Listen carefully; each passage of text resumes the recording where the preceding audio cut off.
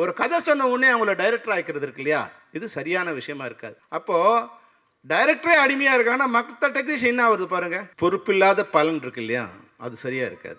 நம்ம சினிமாவுக்கு வந்தது மெடிக்கல் ஹெல்ப்புக்கும் இல்லை எஜுகேஷன் ஹெல்ப்புக்கும் இல்லை ரிட்டையர்மெண்ட் ஆனால் 1 லட்ச ரூபா கொடுங்க 50, அதுக்காக நம்ம சினிமாவுக்கு வந்தோம்.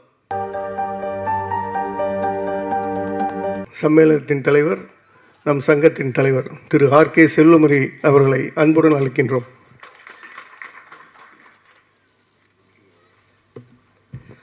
அனைவருக்கும் வணக்கம். எங்களுடைய பதவியேற்பு விழாவுக்கு வருகை தந்துள்ள சம்மேளன நிர்வாகிகளுக்கும் இணைக்கப்பட்ட சங்கங்களோட நிர்வாகிகளுக்கும் தமிழ்நாடு திரைப்பட இயக்குநர் சங்கத்தை சேர்ந்த அனைத்து சகோதரர்களுக்கும் விருந்தினர்களாக வந்த திரு ஐஸ்வரி கணேஷ் அவர்களுக்கும் எஸ்ஏ காலேஜோட நிறுவனர் கரஸ்பாண்டன்ட் திரு வெங்கடேஷ் அவர்களுக்கும் தானு சாருக்கும் வருள்பதி சாருக்கும் நம்மளுடைய தலைமை தேர்தல் அதிகாரி திரு தர்வேஷ் சாருக்கும் என்னுடைய வணக்கம். ரொம்ப சுருக்கமாக நான் சொல்கிறேன், ஏன்னா இன்னும் கொஞ்சம் நேரத்தில் கமலத்தட்டு ஒரு ஆளுங்க நிற்பார், அதனால் சுருக்கம். எல்லாருக்கும் நன்றி. மிக சிறப்பாக நாங்கள் எங்களால் பணியை பண்ணோம். 2-3 விஷயந்தான் இந்த விஷயத்தில் நாங்கள் ஒரு 25 பேர் தான் இப்போ நம்ம மந்த்லி உதவி கொடுக்குற மாதிரி இருந்தது. அதை எப்படியாவது ஒரு 100 பேர் ஆக்கணுங்கிறது தான் என்னோடய முயற்சி. அதில் இப்போ முதல் முயற்சியாக திரு ஐஸ்வரி கணேஷ் சார் மூலம் ஒரு 50 பேருக்கு ஏற்றிட்டோம். அதனால் ஒரு 75 ஆகிடுச்சு. அதனால் இன்னும் இவருக்குள்ளே இது பண்ணிட்டோம். அப்புறம் நெக்ஸ்ட்டு சாம்நாத் சார் சொன்ன ஒரு விஷயம், உண்மையிலே 2 விஷயம். ஒன்று இந்த 1 லட்சமாக குறைஞ்சபட்சம் ஆக்கணுங்கிற முயற்சியை நிச்சயமாக ஒரு வருஷத்துக்குள்ளே அதை நிறைவேற்றத்துக்கு உண்டான உறுதியை நான் இங்கே கொடுக்குறேன்.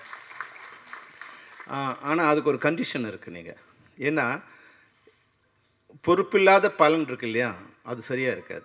எனக்கு எந்த ரெஸ்பான்சிபிலிட்டி இல்லை. நான் ஊர் விதைக்கும் போது நான் ஊருக்கு போயிடுவேன், அறுவடை பண்ணும்போது மட்டும் நிலம் காஞ்சி தான் இருக்கும்.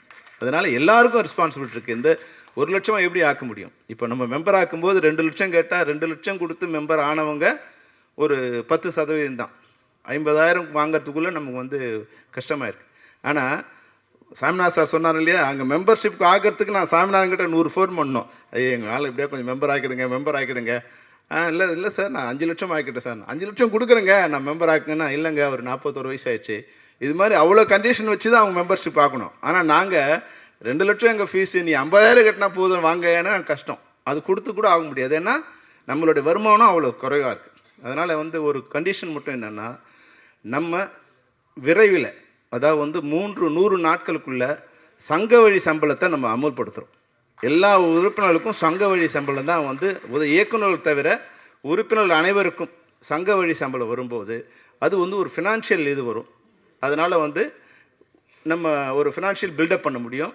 அது மட்டும் இல்லாமல் எல்லா உறுப்பினர்களுக்கும் கட்டாயம் அவங்க வேலை செய்வதை பதிவு செய்யணும். இப்போ மற்ற சங்கங்கள்லாம் இப்போது என்னென்னா, எப்படி அவங்களோட ஃபண்டு கிரியேட் ஆகுதுன்னா, ஒரு 1000 தான் பணம் கட்டுறாங்க. ஆனால் அது ஒரு 10 வருஷத்தில் 1 லட்ச ரூபாயாவது, 5 லட்சமாவது, 10 லட்சமாவது. இன்றைக்கி நம்ம சம்மேளனத்தில் 10 லட்ச ரூபாய் உதவித்தொகை கொடுக்குற, ஏதாவது ரிட்டையர்மெண்ட்டில் 10 லட்ச ரூபா கொடுக்குற அளவுக்கு மற்ற சங்கங்கள் வளர்ந்துருக்கு. இப்போ உதவி நிர்வாகி, ப்ரொடக்ஷன் நிர்வாகத்தில் இருக்க ப்ரொடக்ஷன் நிர்வாகிகளுக்கு அவங்களோ இல்லை டிரைவர்ஸ் யூனியன்லாம் இன்றைக்கி ரிட்டையர் ஆனால் 10 லட்ச ரூபா அவங்க பணம் கொடுக்குறாங்க. அந்தளவுக்கு அவங்க வசதியாக இருக்காங்க. வசதி எப்படி வந்திருக்குன்னா, எல்லா உறுப்பினரோட பணம் சிறு துளி தான், ஆனால் அது பெருவெள்ளமாக இருக்குது, அது ஓஷனாக இருக்குது. அப்போ நம்ம எல்லாருக்கும் ரெஸ்பான்சிபிலிட்டி இருக்குது. அப்போ நம்ம நிச்சயம் படம் நம்ம ஒர்க் பண்ண போகும்போது நம்ம அதை பதிவு பண்ணிட்டு தான் ஒர்க் பண்ண போகணும். அப்போ ஒரு உதவி இயக்குனருக்கு 2,000 ரூபாயும், ஒரு இயக்குனருக்கு 10,000 ரூபாயும் ஒரு படம் ஆரம்பிக்கும் போது நம்ம பதிவு பண்ணணுங்கிறத நம்ம கட்டமாக பொதுக்குழு தீர்மானமாக கொண்டு வரும். இது ஒரு பொதுக்குழு தீர்மானமாக கொண்டு வரும். இதை அமுல்படுத்தும் போது நிச்சயமாக நம்ம 26, 27 ஜனவரி ஆரம்பிக்கும் போது இந்த ஃபண்டு கலெக்ட் ஆகிறது என்ன மாதிரி சர்க்குலேட் ஆகுதுங்க முடிவு பண்ணி, அது 50,000 75,000 பண்ணலாமா, 1 லட்சம் பண்ணலாமா, 2 லட்சம் பண்ணலாமா, ஒரு பொதுக்குழு தீர்மானம் நிறைவேற்றி நிச்சயமாக ஏதோ ஒரு வகையில் நிச்சயம் அவங்களுக்கு அந்த திட்டத்தை நாங்கள் கொண்டு வருவோம். இப்போது இது நல உதவி. இப்போ என்னென்னா, இதெல்லாம் இதுக்காக நம்ம சினிமாவுக்கு வந்தோமா? நம்ம சினிமாவுக்கு வந்தது மெடிக்கல் ஹெல்ப்புக்கும் இல்லை எஜுகேஷன் ஹெல்ப்புக்கும் இல்லை ரிட்டையர்மெண்ட் ஆனால் 1 லட்ச ரூபா கொடுங்க 50, அதுக்காக நம்ம சினிமாவுக்கு வந்தோம். நம்ம சினிமாவுக்கு வந்தது டைரக்ட் பண்ண வந்தோம். ஆமாவா இல்லையா? அப்போது டைரக்ட் பண்ண வரும்போது இன்றைக்கி இருக்கிற சூழ்நிலை நீங்கள் நல்லா புரிஞ்சுக்கணும். இன்றைக்கி சின்ன திரைப்படங்களுக்கு மிக பிரம்மாண்டமான எதிர்பார்ப்பு இருக்குது, வரவேற்பு இருக்குது, அதுக்கு நல்ல எதிர்காலம் இருக்குது. அதை பெரிய டேரக்டர் விட்டுருங்க, அவங்க யாராவது எப்படியாவது பண்ணிப்பாங்க. ஆனால் சின்ன திரைப்படங்களுக்கு இன்றைக்கி கண்டென்ட் கிரியேட் பண்ணுறவங்களுக்கு வந்து மிகப்பெரிய இது எதிர்காலம் இருக்குது. அப்போ ஆனால் நம்மக்கிட்ட என்னென்னா 50% மேலான நம்ம உறுப்பினர்கள் விரக்தியில் இருக்காங்க, இல்லை அப்டேட் பண்ணாமல் இருக்காங்க. அதனால் நம்ம அடுத்த 2 மாதம் 3 மாதத்துக்குள்ளே ஆரம்பித்து நம்ம எல்லாருக்கும் ஒரு அப்டேட் பண்ணணும். இப்போ சினிமாவில் என்ன இருக்குது, என்ன எக்யூப்மெண்ட் இருக்குது, அதை எப்படி கையாளுறது, அதனோட பேர் என்ன, அதனோட தன்மை என்ன, அதனோட பேட்டா என்ன, அதனோட வாடகை என்ன, இதை எவ்வளோ நாள் யூஸ் பண்ணணும், இது எல்லாமே வந்து நம்ம உறுப்பினர்களுக்கு அதை பரிச்சயம் பண்ணுறதுக்கும். இன்றைக்கி வந்து நிறைய வார்த்தைகள் நமக்கு தெரியாது. பிச் டெக் என்ன பண்ணுறது, நம்ம போய் கதை சொல்கிறது முன்னாடி நம்ம வந்து சௌத்ரி சார் கதை சொன்னோம், ராஜகனுக்கு கதை சொன்னோம், இல்லை இப்ராஹிம் ராவத்தர் கதை சொன்னோம், யாருக்கோ வந்து ஐஸ்வரி சார் கதை சொன்னோம், தானு சார் கதை சொன்னோம். இன்றைக்கி நம்ம யாருக்கு கதை சொல்ல வேண்டியிருக்குன்னா, எங்கேயோ மும்பையில் இருக்கிற ஒருத்தருக்கு போய் கதை சொல்ல வேண்டிய, அவங்க யாருன்னே நமக்கு தெரியாது. அவன் வரும்போது நம்ம முகம் அவனுக்கு தெரியாது. அப்போ பிச் டெக் அனுப்புங்கிறான். பிச் டெக்னால் யாருக்கு தெரியுமா? நமக்கு 50% தெரியவே தெரியாது. அப்போ இதையெல்லாம் சரி பண்ணி அவங்கள ரெடி பண்ண வேண்டிய ஒரு கட்டாயத்தில் இயக்குனர் சங்கம் இருக்குங்கிறத நம்ம நிர்வாகிகள் கூட இன்றைக்கி புரிஞ்சுக்கணும். அதனால் அனைத்து உறுப்பினர்களுக்கும் இது ஒரு கம்பல்சரி, இது வந்து ஒரு ஸ்கூல் மாதிரி, இது ஒரு எஜுகேஷன் மாதிரி. இதை வந்து நம்ம சும்மா வந்து ஒரு தர்மஸ்தாபனம் மாதிரி வந்தால் சோறு போட்டோம் அமிச்சு அன்னசத்திரம் மாதிரி இது கிடையாது. அன்னசத்திரமாக இருக்கிறது அது இருக்கலாம், ஆனால் இது ஒரு கல்வி நிலையமாக இருக்கணும்னு நான் நினைக்கிறேன். இயக்குனர் சங்கங்கிறது ஒரு கல்வி நிலையமாக இருக்கணும், அது ஒரு ஒழுக்கமான நிலையமாக இருக்கணும். அது அப்படி மாறிடுச்சுன்னா நிச்சயமாக நம்ம எல்லாரையும் வந்து பீட் பண்ண முடியும். வாசு சார் சொன்ன மாதிரி இன்றைக்கி தெலுங்கில் போக முடியும், கன்னடத்தில் போக முடியும், ஹிந்தியில் போக முடியும், ஏன் இங்கிலீஷ் படங்களும் இன்றைக்கி இருக்க முடியும். நம்மளை விட சென்னையை விட சின்ன குட்டியோண்டு தீவு தான் ஹாங்காங். ஆனால் உலகத்தில் 3வது இடத்துல இருக்குது திரைப்படங்கள் உருவாக்குவதில். அது சைஸ் முக்கியம் இல்லை, அறிவு தான் முக்கியம், அது விஷன் தான் முக்கியம். அந்த விஷன் நமக்கு இல்லாமல் இருக்கிறது தான் கஷ்டம். இப்போ நம்ம வந்து டைரக்டர்ஸ் யூனியனாக இன்றைக்கி ஹெல்ப் பண்ணுறதுக்கு நிறைய காலேஜ் போய் பார்த்தோம். இனி அடுத்து நம்ம என்ன பண்ணணும்னு நினைக்கிறேன்னா, நிறைய ஓடிடி சேனல்ஸ் இருக்குது. அது நெட்ஃப்ளிக்ஸாக இருக்கலாம், அமேசான் இருக்கலாம், ஜியோ ஸ்டார் இருக்கலாம். இவங்க எல்லாம் கான்டாக்ட் பண்ணி எங்ககிட்ட வந்து ஒரு 200 டைரக்டர்ஸ் இருக்காங்க, இல்லை 500 கண்டென்ட்ஸ் இருக்குது, இதை வந்து நாங்கள் ரெடி பண்ணி தரோம், உங்களோட என்ன பட்ஜெட்டில் பண்ணி தரோம், இல்லை எக்ஸிபிட்டாஸை இதையெல்லாம் கரெக்ட் பண்ண எங்களால் முடியும். ஆனால் அதுக்கு தோல் கொடுக்க உங்களால் முடியுமா நான் கேட்குறேன். முடியாது அப்படிங்கிறது உண்மையை நீங்கள் புரிஞ்சுக்கணும். எவ்வளோ பேர் 10 பேர் தான் கை தண்ணீங்க பார்த்தீங்களா? உங்களுக்கு இப்போ நம்பிக்கை கம்மியாக இருக்குது, நம்பிக்கை கம்மியாக இருக்குது உங்களுக்கு. நான் வந்து ஒரு ஷார்ட் ஃபிலிம் பண்ணுறதுக்கு ஒரு ஆளுக்கு ரெடி பண்ணி கூப்பிட்டு வந்தோம். முதல்ல 25 படம் பண்ணோம், அப்புறம் 15 படம் பண்ணோம், அப்புறம் 10 படம் பண்ணோம், இப்போ 5 படம் பண்ணோம், அப்புறம் 0 ஆயிடுச்சு. உண்மையை சொல்கிறதுனால நீங்கள் வருத்தப்படக்கூடாது. 25 50 ஆயிருக்கணும், 50 100 ஆயிருக்கணும். இதே மேடையில் ஐஸ்வரி சாரும் தானு சாரும் என்ன சொன்னாங்க, நீங்கள் 10 படம் பண்ணிங்கன்னா எல்லா படத்தையும் நாங்கள் தயாரிக்க ரெடியாக இருக்கிறோன்னு சொன்னாங்க. ஆனால் நம்ம அதை சரி பண்ணலை, அதுக்குண்டான முயற்சி நம்ம எடுக்கலை. அந்த 25 படங்களை பார்த்து 10 படங்கள் நாங்கள் தயாரிக்க நாங்கள் வரோங்கிற அளவு கான்ஃபிடென்ஸ் நம்மளால் கொடுக்க முடியல. ஏன்னா நம்மளுடைய கனவுலாம் வந்து ஷோலே பண்ணணும், இல்லை கேப்டன் புரான் பண்ணணும், அது மாதிரியான இப்போ முதல்வன் பண்ணணும், இல்லை இந்தியன் பண்ணணும், அப்படி கனவு இருக்குது. அந்த கனவு வேறு விஷயம். நம்மால் வந்து ஒரு ரப்பர் பந்து பண்ண முடியும், நம்மால் வந்து ஒரு டூரிஸ்ட் ஃபேமிலி பண்ண முடியும் நீங்கள் நினச்சிங்கன்னா 100 பேர் வந்து அடுத்த வருஷத்துக்குள்ளே டைரக்டர் ஆகலாம். இதுக்கான சாத்தியக்கூறு இன்றைக்கி சினிமாவில் இருக்குது. ஏன்னா எல்லாராலையும் இப்போ வந்து 100 கோடி இன்வெஸ்ட் பண்ண முடியாது. ஆனால் 5 கோடி இன்வெஸ்ட் பண்ணக்கூடிய தயாரிப்பாளர்கள் இன்றைக்கி வந்து ஏறக்குறைய 200-300 பேர் ரெடியாக இருக்காங்க. நம்ம வந்து அந்த ஐடியாவில் இல்லாமல் இருக்கும். நம்ம எல்லாரோட கனவு வந்து வேறு மாதிரி இருக்குது. அது மட்டும் இல்லாமல் நான் படம் பண்ணி 25-30 வருஷம் ஆகிடுச்சு, ஆனால் என் பேர் எல்லாருக்கும் தெரியும். அமரன் பெரிய ஹைட்டு, அமரன் டைரக்டர் பேர் நம்ம மெம்பருக்கு எவ்வளோ பேர் தெரியும் சொல்லுங்கள்? அப்போ ஏன் டைரக்டர் பேர் தெரியாமல் போயிடு சொல்லுங்கள்? நம்மளை நம்ம முன்னிறுத்திக்கிறது இல்லை, நம்ம வேறு மாதிரி ஆயிரும். நம்ம பணம் கம்மியாக இருக்கலாம், ஆனால் நம்மளோட பேரை இழக்கிறதுக்கு எந்த காலத்துலையும் நம்ம ஒத்துக்கூடாது. என்னோட பேர் இது, நான் டைரக்டர் அப்படிங்கிற உரிமையை சுயமரியாதையை நம்ம எந்த காலத்தில் விட்டு கொடுக்கக்கூடாது.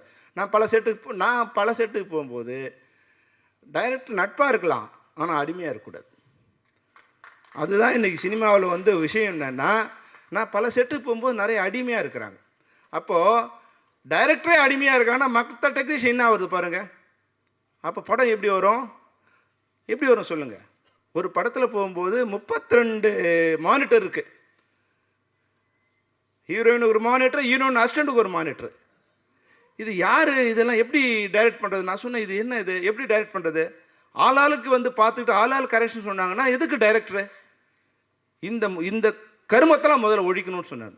இது டைரக்டராக என்னால் அனுமதிக்கவே முடியாது, இது மாதிரி கட்டுறது என்னால் படமே பண்ண முடியாது. அப்போ இது சம்பந்தமான யூனியன்ஸை முதல்ல வர வச்சோம். சார் என்ன சார் இது? கேமராமேன் என்ன கூப்பிட்டோம், கார்த்திக் ராஜா வந்திருக்காரு, அவங்க யூனியன் கூப்பிட்டோம். என்ன சார்? அவங்களும் சொன்னாங்க, சார் எங்களுக்கும் தொந்தரவாக இருக்குது சார். அப்போ யார் தான் இதெல்லாம் விரும்புறது? அப்போ ஒரு கேமரா வரும்போது ஒரு மானிட்டர் தான் இருக்கணும். இப்படி இருந்தால் தான் எங்களால் டைரக்ட் பண்ண முடியும். நான் பார்த்துப்பேன் இல்லையா, என் மேல் நம்பிக்கை வச்சு தானே நீங்கள் வரீங்க. ஹீரோயினோட அசிஸ்டன்ட் காஸ்டியூமருக்கு ஒருத்தர், மேக்கப் மேனுக்கு ஒருத்தர், அவன் பார்த்து கரெக்ஷன் சொல்கிறதுக்கு நான் எதுக்கு இங்கே நிற்கணும் கேமரா டைரக்டரா? இல்லையா? இதெல்லாம் நம்மளோட சுயமரியாதை. இந்த சுயமரியாதை நீங்கள் இழக்கும் போது ஆட்டோமேட்டிக்காக மற்றவங்களும் அந்த அந்த இனத்துக்கு உண்டான மரியாதையே போயிடுது.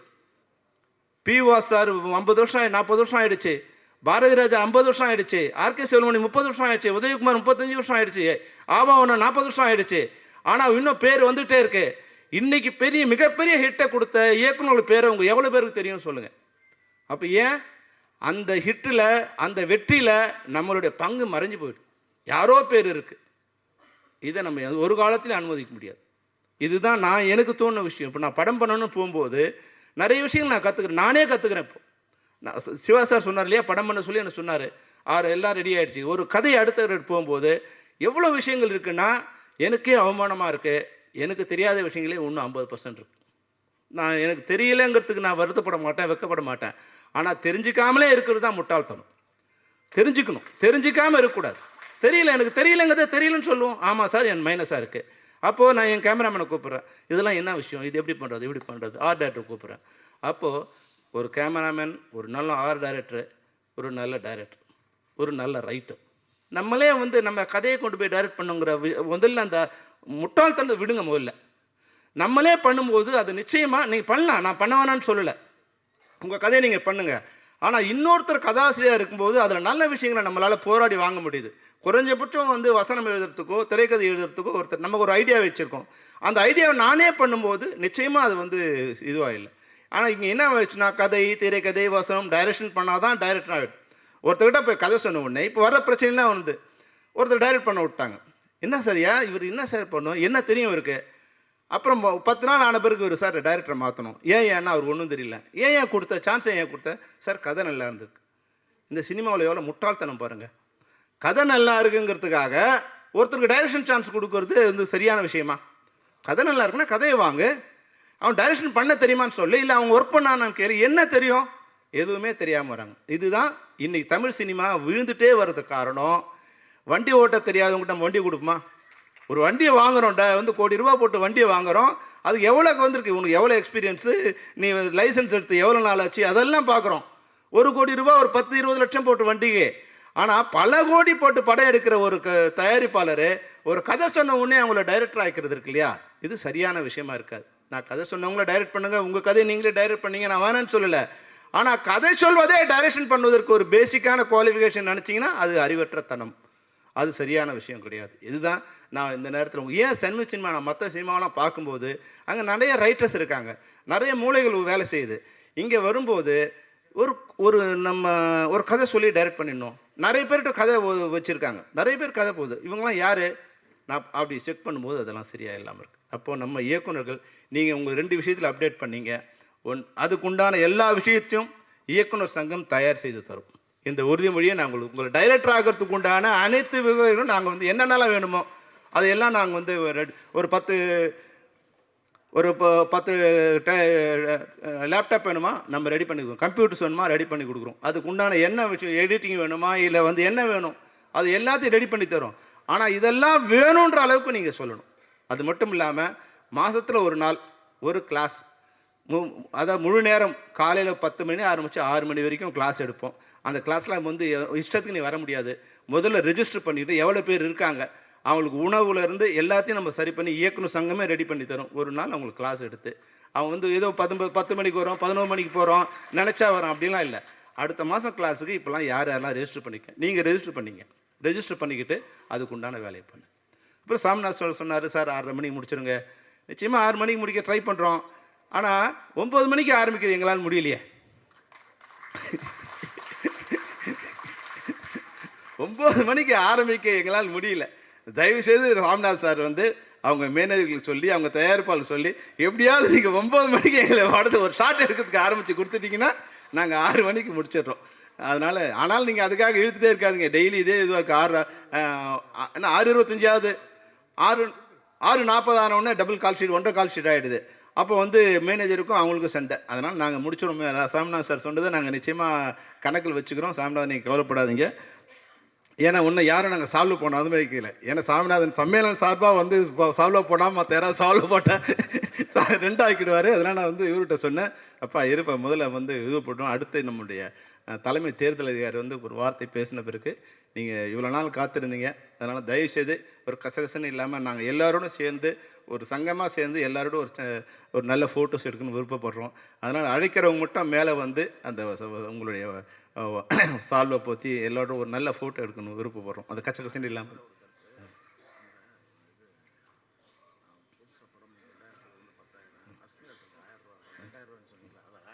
சரி, ஓகே. பணம் பண்ணாதானே கட்ட போகிறாங்க. சரி, ஓகே சார். இப்போது இன்னொரு விஷயம், இப்போ நம்ம அப்டேட்டுக்கான முதல் விஷயத்தை நாங்கள் ஸ்டார்ட் பண்ணிட்டோம். நீங்கள் வந்து எப்படி வந்து ஐடி கம்பெனிக்கு போகும்போது உங்களோட ஃபேஸ் போன உடனே அது அட்டண்டன்ஸ் போடுது, அது மாதிரி பயோமெட்ரிக்கை நம்ம எல்லாருடைய பயோமெட்ரிக் எடுக்கிறதுக்கு உண்டான ஒர்க்கை இன்றைக்கி ஆரம்பிச்சிருக்கோம். யார் யாரெல்லாம் அந்த கேமரா முன்னாடி பயோமெட்ரிக் கொடுத்தீங்களோ அவங்களாம் பயோமெட்ரிக் வாங்கி உங்கள் எல்லாருக்கும் அட்டண்டன்ஸ் கார்டு கொடுத்துருக்கோம். நீங்கள் போனோடனே எவ்வளோ நாள் ஒர்க் பண்ணீங்க, எவ்வளோ நேரம் ஒர்க் பண்ணீங்க அப்படிங்கிறது எல்லாம் சரி பண்ணிவிட்டு த்ரூ சங்கம் மூலமாக உங்கள் சம்பளம், நீங்கள் டெய்லி வேஜஸாக இருந்தால் உங்களோட சம்பளம் சனிக்கிழமையான உங்கள் அக்கௌண்ட்டுக்கு வந்து சேர்ந்துடும். மாத சம்பளம் வாங்குறவங்களாக இருந்தால் 5ஆம் தேதிக்குள்ளே உங்கள் சம்பளம் உங்கள் அக்கௌண்ட்டுக்கு சேர்ந்துடும். அக்ரிமெண்ட்டில் ஒர்க் பண்ணுறவங்க தான் அக்ரிமெண்ட் படி அந்த ஷூட்டிங் ஆரம்பிக்கிறதுக்கு முன்னாடி உங்கள் சம்பளம் உங்களுக்கு சேர்ந்துடும். அப்படி இல்லாமல் அவங்க ஷூட்டிங் ஆரம்பிக்க முடியாது. இனிமேல் ஒரு மெம்பர் தான் ஒர்க் பண்ணணும், இல்லை ஒர்க் பண்ணுறவங்க எல்லோரும் மெம்பராக இருக்கணும். இதுதான் வந்து நடக்க போகுது. இதை இனிமேல் யாராக எந்த விதமான அட்ஜஸ்ட்மெண்ட்டும் நாங்கள் பண்ண முடியாது. எதுக்கு இப்போது நம்ம சம்மேளனத்தை இணைக்கப்பட்ட அனைத்து சங்கங்களும் இருக்கீங்க. டைரக்டர் இல்லாமல் நான் மெம்பராக நீங்கள் ஒர்க் பண்ணிங்கன்னா நாங்கள் அவங்களோட ஒர்க் பண்ண மாட்டோம். இதை வந்து நாங்கள் உங்களுக்கு கண்டிஷனாக சொல்கிறோம். நீங்கள் ஒன்று மெம்பர், நாங்கள் அதுக்காக நாங்கள் தான் டைரக்ட் பண்ணணும் சொல்ல, நீங்கள் எல்லோரையும் இது பண்ணலாம். ஆனால் அவங்க உறுப்பினர் ஆன பிறகு தான் அவங்களுக்கு தொழில் ஒத்துழைப்பை கொடுக்கணும். உறுப்பினர் ஆகாமல் யாருக்கும் தொழில் ஒத்துழைப்பை கொடுக்கக்கூடாது. அப்போ எங்களுடைய இது வந்து செட் ஆகிடும். அப்புறம் வந்து நம்ம உதவி இயக்குநருக்கு வந்து படம் பதிவு பண்ணும்போது 2000ங்கிறத வந்து 1000 குறைங்கன்னு சொன்னார். சரி, ஆரம்பிக்கும் போது ஏன் அவங்களுக்கு 1000 ரூபாயா பதிவு பண்ணுறது வந்து 1000 ரூபாயா வந்து ஆரம்பிக்கலாங்கிறத வந்து அவருடைய கோரிக்கையை ஏற்றுக்கொள்கிறோம். அது எந்த தினத்திலேருந்து அப்ளை பண்ணுறோங்கிறத நாங்கள் விரைவில் உங்களுக்கு கடிதம் மூலம் தெரிவிக்கிறோம். நன்றி. எல்லோரும் வந்து எல்லா சங்கத்தை சேர்ந்தவங்க இங்கே வந்திருக்கீங்க. அது விக்ரம சார் சொன்னார், எதிர்த்து போட்டிவிட்டவங்க, அதெல்லாம் விஷயம். இதெல்லாம் ஒரு விஷயம் இல்லை. ஏன்னா நிறைய விஷயம் நம்ம உதவி வாங்கிட்டு பின்னாடி அந்த சாப்பிட்ட கை ஈரம் நனையத்துக்கு முன்னாடி விமர்சனம் பண்ணவங்களாம் இருக்காங்க. அதனால் எது ஜனநாயகத்தில் வந்து எது சங்கம் தேவையா, எது எலெக்ஷன் தேவையானாங்க. நாங்கள் எங்களை பொறுத்த வரைக்கும் நேற்று வந்து ஒரு 1200 பேரை நாங்கள் பார்த்தோம். நிறைய பேரை வந்து பார்க்காதவங்களாம் பார்த்தோம். அதுக்கு ஒரு வாய்ப்பாக இந்த இது இருக்கட்டும். அது ஒரு பொதுக்குழு மாதிரி இருந்தது. வந்து எல்லாரையும் பார்த்தோம், விஷ் பண்ணோம், நிறைய பேரை வந்து பேசணும். அதுக்கு பரவாயில்ல. வந்து ஒரு 3 வருஷத்துக்கு ஒரு தடவை அது ஒருத்தர் நிற்கிறாங்களோ அவங்கவுங்க விருப்பம். அதனால் எலெக்ஷன் நின்னதுக்காக நாங்கள் யார் மேலேயும் வந்து எந்த கருத்து வேறுபாடும் எங்களுக்கு இல்லை. ஆனால் என்னென்னா விமர்சனம் வந்து சில நேரங்களில் பண்ணும்போது அது தவறாக இருக்குது. நீங்கள் யாரையும் ரிஜெக்ட் பண்ணது நிர்வாகம் இல்லை. சார் வந்து தேர்தல் அதிகாரி வந்து அவர்கிட்ட கொஞ்சம் பயம் எனக்கு பேசுகிறதுக்கு. ஏற்கனவே சொல்லியிருக்கேன் உங்களுக்கு. டான்ஸர்ஸ் யூனியன் கிளம்ப சொன்னாங்க இல்லையா, இருக்கிற 23 சங்கங்களே எங்களால் கண்ட்ரோல் பண்ண முடியாத ஒரு சங்கமாக வந்து டான்ஸர்ஸ் யூனியன் இருந்தது. எங்களுக்கு உயிர் போயிடுச்சு. அது எப்படி சேர்ந்து எலெக்ஷன் நடத்த போகிறோன்னு சொன்னோம். அதில் எலெக்ஷன் நடத்தி பாலசுப்ரமணியன் சார் தான் எலெக்ஷன் ஆஃபீஸில் போட்டோம். அவருக்கு உடனே சரியில்லைன்னு சார் இன்ட்ரடியூஸ் பண்ணி, சார் இது மாதிரி என் நண்பர் இருக்காருன்னு. சரி சார் சொல்லிட்டோம். சொன்ன உடனே ஒரு சின்ன வார்த்தை ஒன்று இருந்தது. அது வாட்ஸ்அப்பில் சின்ன வார்த்தை ஒருத்தன் நம்ம தெரிஞ்ச ஒருத்தன் போட்ட உடனே 4 அன்றைக்கி எலெக்ஷன் அவர் என்னை கூப்பிட்டு ரிஜெக்ட் பண்ணி விட்டார். அவர் மெம்பர் இதுவும் கேன்சல் பண்ணி விட்டார். நீ you're unqualified, you're not qualified to contest election. Sir அவன் உடனே எனக்கு ஃபோன் பண்ணி, சார் இந்த வார்த்தை தான் சார் நான் போட்டேன், அதுக்காக எனக்கு வந்து டிஸ்குவாலிஃபை பண்ணிட்டார் சார் அப்படின்னு. உடனே நான் ஃபோன் பண்ணேன், சார் இதுன்னு, சார் இந்த வார்த்தைக்கு ஏதோ உங்கள் யூனியனுங்கிறதால நான் அவனை மன்னிச்சு விட்டேன். அவனை ஆக்ஷன் எடுத்தால் 6 மாதம் உள்ளே இருக்கணும், பரவாயில்லையான்னு கேட்டார். ஐயோ தெரியாமல் போட்டுட்டு வேண்டாமா அப்படின்னு நினச்சேன். அப்போது அடுத்த ஒரு நாளில் வந்து அந்த யூனியன் அப்படியே செட்ரேட் ஆகிடுச்சு. எல்லா வாட்ஸ்அப்பும் க்ளீன் ஆகிடுச்சு. அங்கே கடுசடியான வார்த்தைகள் இல்லை, அநாகரிகமான வார்த்தைகள் இல்லை, அவதூறான பிரச்சாரங்கள் இல்லை, எல்லாம் சுத்தமாகிடுச்சு. அப்போ வந்து ஒரு நடவடிக்கை வந்து கிளியராக இருக்குன்னா அவன் பயத்தில் வந்து அது சரியாக இருக்குது. இப்போ டான்சர்ஸ் யூனியனில் எந்த பிரச்சனையும் இல்லை, ஏதோ ஒன்று ரெண்டு கச்சாடாவாக இருக்கும். அதுபோல் நம்ம சங்கத்தில் கூட நான் அவர்கிட்ட பேசுகிறதுக்கு என்ன பையன் சுப்புக்கிட்ட தான் சொன்னேன், சார் ஏதாவது இருந்தால் நிற்கிறவங்க நிற்கட்டும் சார். இல்லை சார் இது பொதுக்குழு. நான் அவர்கிட்ட சொன்னேன், சார் பொதுக்குழு தீர்மானத்தை பார்த்து பொதுக்குழு வீடியோ பார்த்து நீங்கள் முடிவு பண்ணுங்க, ஏன்னா ஒருத்தர் நிற்கக்கூடாதுன்னா அது நம்ம பேரில் கொஞ்சம் கெட்ட பேர் வந்துடும் சார்னு. அதனால் யாரோட அப்ளிகேஷன் ரிஜெக்ட் ஆனதுக்கும் எதுக்கும் நிர்வாகம் சம்மந்தம் இல்லை. இது நீங்கள் எங்களை குறை சொல்லும்போது எங்களுக்கு ரொம்ப கஷ்டமாக இருக்குது. நண்பர்களாக இருக்காங்க, நானும் ட்ரை பண்ணேன். அது மேலே அவர்கிட்ட பேசின பிறகு நான் அது பதில் சொல்ல முடியல. அது போன எலெக்ஷன்லேயும் சரி, இப்போ செந்தில்நாதன் சார் இருக்கும்போது சரி, அதுக்கப்புறம் பாலசுப்ரமணியம் சார் இருக்கும்போது சரி, இப்போ தர்வேஷ் சார் இருக்கும்போது சரி, எதையும் நிர்வாகம் தலையிடுறது இல்லை. ஒன்ஸ் நாங்கள் எலெக்ஷன் அனௌன்ஸ் பண்ணால் நான் ஆஃபீஸ்க்குள்ளே காலடி வைக்கிறது இல்லை. எதுவாக இருந்தாலும் அவங்களே பண்ணிக்கிட்டோம். அதனால் அது எல்லாமே அவங்க தான் பொறுப்பு. ஏன்னா அவர் ஜட்ஜு, சட்டம் படித்தவர், எல்லா நீதிபதிகளுக்கும் தலைவராக இருக்கிற ஒரு சங்கம், அந்த சங்கத்துக்கே தலைவராக இருக்கும், நீதிபதி சங்கத்துக்கே தலைவராக இருக்கிற அவருக்கு நல்லது கெட்ட தெரியும் இல்லையா? நாங்கள் போய் சொல்லி தர போகிறோம். அதில் பொது வழியில் வரும்போது என்னென்னா, இனிமேல் அது மாதிரி செஞ்சாங்கன்னா அவங்களோட தரம் தான் குறையும், சங்கத்தோட தரம் குறையாது. சங்கம் யார் மேலேயும் எவ்வளவோ இப்போ தவறு பண்ணியிருக்காங்க, நாங்கள் யாரையும் தண்டனை கொடுத்ததே இல்லை, அவங்களை கூப்பிட்டு வார்ன் பண்ணி விட்டதோடு சரி. அதனால் நண்பர்கள் நண்பர்களாகவே இருக்க பழகணும், யார் மேலேயும் அவதூறு சொல்லக்கூடாது. அவதூறு இருந்தால் இனிமேல் பழைய சங்கமாக இருக்காது. யார் அவதூறு பண்ணாலும் அவங்க சங்கத்தில் இருக்க முடியாது. அவ்வளோதான் நான் சொல்ல முடியும். இனிமேல் பழைய சங்கம் கிடையாது. அது சில ரூல்ஸை நம்ம ஃபாலோ பண்ணணும்னு நினைக்கிறேன். அது தர்வேஷார் தான் எனக்கு முக்கியமான காரணம். அது டான்சர்ஸ் யூனியனை கண்ட்ரோலே பண்ண முடியாதுன்னு நினச்ச ஒரு யூனியன் கண்ட்ரோலாக இருக்குன்னா அது அவர் தான் காரணம். அப்போ அந்த வழியை தான் ஃபாலோ பண்ணால் தான் சரியாக இருக்கும். சில நேரங்களில் குழந்தை அழுதுங்கிறதுக்காக மருந்து கொடுக்காம இருந்தால் அது குழந்தையோட உடலும் பாதிக்கிற மாதிரி, சங்கத்தில் சில பேர் பிரச்சனை பண்ணுறாங்கள சரி கண்டுக்காம விட்டால் அந்த சங்கம் கெட்டு போக காரணமாக இருக்கக்கூடாதுங்கிறதுக்காக சங்கத்தில் இனிமேல் அவதூறான பிரச்சாரங்களோ எதிர்மறையான பிரச்சாரங்களோ விமர்சனம் இருக்கலாம், விமர்சனத்தை ஏற்றுக்க நாங்கள் தயாராக இருக்கோம். ஆனால் உண்மைக்கு மாறான அவதூறுகளை ஏற்றுக்கொள்ள நாங்கள் தயாராக இல்லை. அதுபோல் இருப்பவர்கள் இனிமேல் சங்கத்தில் இருக்க முடியாதுங்கிற தான் உண்மை. அதை உங்கள் எல்லாருக்கும் இந்த நேரத்தில் நான் சொல்லிக்க விரும்புகிறேன்.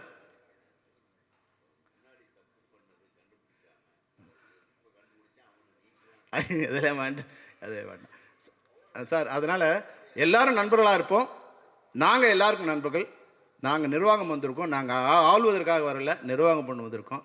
இதில் எல்லோரும் ஒன்றா இருக்குது. இன்றைக்கி இந்த மேடையில் விக்ரம் சார், இப்போது உதயகுமார், பேரரசு, விஆர் முருகதாஸ், ஸ்டாரன், A Venkatesh, Manojkumar, PO sir, KS Ravikumar, இவங்களாம் எவ்வளோ பேர் இருக்காங்க. இவங்களாம் கொண்டு சேர்க்க உட்கார வைக்க முடியுமா? ஒரு ஆளை ஒரு ஃபங்க்ஷனுக்கு கூப்பிட்டு போகிறதுக்கு ஒரு பிஆர்ஓ எவ்வளோ கஷ்டப்படுறாங்க அவங்களுக்கு தெரியாது.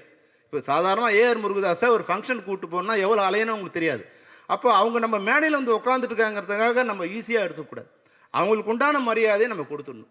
அவங்க அந்த மரியாதையில் தான் இந்த லெட்டர் பேடை காமிக்கும்போது இந்த சங்கத்துக்கு ஒரு மரியாதை இருக்குது. இந்த சாதனைக்கு தான் மரியாதை தவிர ஆர்கே செல்வமணிக்கு மரியாதை கிடையாது. ஆர்கே செல்வமணி கேப்டன் புரவன் பண்ணால் தான் மரியாதை, இல்லைன்னா ஆர்கே செல்வமணிக்கு என்ன மரியாதை இருக்குது? ஏஆர் முருகதாஸுக்கு என்ன மரியாதை இருக்குது? அவரோட படங்கள் தான் மரியாதை. அப்போது இது மாதிரி கஷ்டப்பட்டு வரும்போது அவங்கள சாதாரணமாக இங்கே நமக்கு உதவி பண்ண வந்ததுக்காக அவங்கள அவதூறு பண்ணுறதை நம்ம இனிமேல் ஏற்றுக்கொள்ள முடியாதுங்கிறத இந்த நேரத்தில் நான் உங்களுக்கு சொல்லக்கொண்டு ஒரு வேண்டுகோள் அவங்க எடுத்துக்கணும். மற்றபடி இணைக்கப்பட்ட சங்க நிர்வாகிகள் நீங்கள் பொறுத்து கொள்ள வேண்டும். இவ்வளோ நேரம் நீங்கள் அமைதியாக இருந்து உட்காந்துருக்கீங்க. அதே போல் இன்னும் ஒரு 10-15 நிமிஷம் இருந்துருங்க. தேர்தல் அதிகாரி பேசி முடித்த உடனே பேசலையா? தேர்தல் அதிகாரிக்கு மரியாதை செலுத்திய பிறகு இவர் நீங்கள் வாழ்த்து சொன்ன பிறகு நம்ம நன்றி பேரரசு நன்றி சொல்லுவார்.